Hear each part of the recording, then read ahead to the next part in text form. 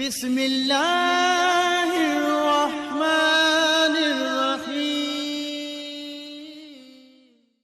أعوذ بالله من الشيطان الرجيم بسم الله الرحمن الرحيم محترم नाज़रीन अस्सलामु अलैकुम वरहमतुल्लाहि वबरकातुहू। मोहतरम नाज़रीन, जीअं त गुज़िश्ता नशिस्त में अर्ज़ु कयोसीं त रसूल अकरम सल्लल्लाहु अलैहि वआलिहि वसल्लम जे रिश्तेदारनि जे मुतालिक़ हिकु नशिस्त खणी ॿीहर जी ख़िदमत में हाज़ुर थींदासीं। बसि इन सिलसिले खे अॻिते वधाईंदे अॼु पैगम्बर इस्लाम सल्लल्लाहु अलैहि वआलिहि वसल्लम जा जेके रिश्तेदार आहिनि, ॾाॾाणा ऐं नानाणा जेके रिश्तेदार आहिनि, तमामु मुख़्तसिर अंदाज़ में अवां जॻहियूं पेश कंदासीं।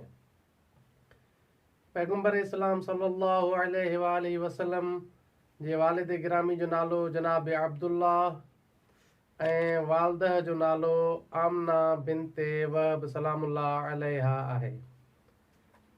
पैगम्बर इस्लाम सल्लल्लाहु अलैहि वसल्लम जे ॾाॾे जो नालो अब्दुल मुतलिब ऐं ॾाॾीअ जो नालो फातिमा बिनते उमर अल मखज़ूमी आहे।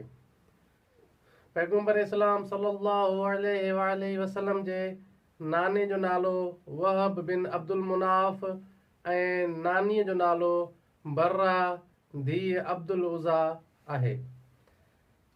पैगम्बर इस्लाम सल्लल्लाहु अलैहि वसल्लम जे चाचा जेके हुया, उन्हनि जी तइदाद 10 लिखनि था। टोटल जेके जनाब अब्दुल्ला पाण भाइर हुया, उन में 9 चाचा थियनि था ऐं कुझु 11 चाचा बि लिखनि था। पैगम्बर इस्लाम सल्लल्लाहु अलैहि वसल्लम जे मासी जो नालो बज़ तारीख़दान हाला बिनते वहब लिखनि था ऐं बज़ वरी जनाब हाला खे उही बि जेको जनाब वहब जो भाउ हुयो उन जी धीउ लिखनि था, जेका जनाब आमना जो इन हिसाब सां सौट वञी थिए।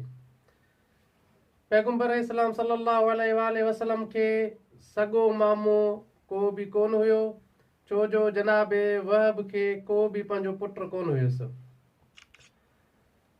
पैगम्बर इस्लाम सल्लल्लाहु अलैहि वसल्लम जे मामे जे बारे में बज़ मुअर्रिखनि सअद बिन अबी वकास खे लिखियो आहे, लेकिन हक़ीक़त इहा आहे त सअद बिन अबी वकास जंहिंजो असुल नालो मालिक ऐं उहो उहीब जो पुटु आहे जेको जनाब वहब जो भाउ हुयो।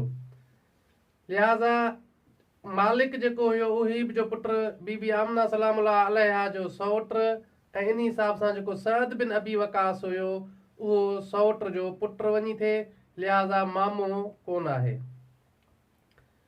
पैगम्बर इस्लाम सल्लल्लाहु अलैहि वसल्लम जा जेके चाचा हुया, उन में हारिस, ज़ुबैर, अबू तालिब, हमज़ा, अब्बास, मुकविम, कसम, अबू लहब ऐं ज़रार शामिल आहिनि।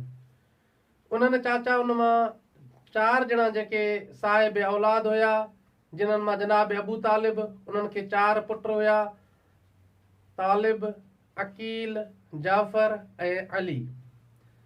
उन खां गॾु जेको हारिस रसूल ख़ुदा जो चाचो हुयो, उन खे 5 पुट हुया, अबू सुफियान, मुग़ैरा, नौफिल, रबीआ ऐं अब्दुल शम्स जो नालो बाद में पैगम्बर इस्लाम तब्दील करे अब्दुल्लाह रखियो।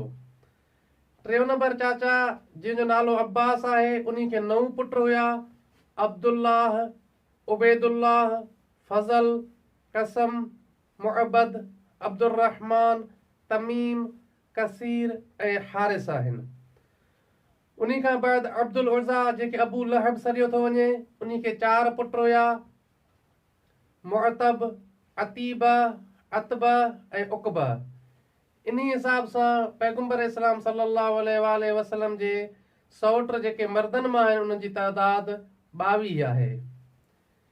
उन खां गॾु मासातनि जे बारे में तारीख़ में को ख़ासि ज़िक्र कोन थो मिले त पैगम्बर इस्लाम सल्लल्लाहु अलैहि वसल्लम जा मासात केतिरा ऐं कहिड़ा हुया।